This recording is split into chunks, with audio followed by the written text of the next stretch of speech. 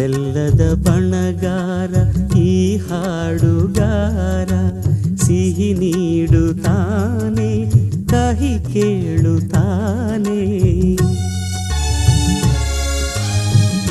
ಮಣ್ಣಿನ ಮಮಕಾರ ಕಂಪಿರುವ ಮಾನದ ಮಣಿಹಾರ ಹೊಂದಿರುವ ಈ ಭಾವ ಜೀವ ಪ್ರೇಮದ ಹೂಗಾರ, ಈ ಹಾಡುಗಾರ ಹೂ ನೀಡುತ್ತಾನೆ ಮುಳ್ಳು ಬೇಡುತ್ತಾನೆ.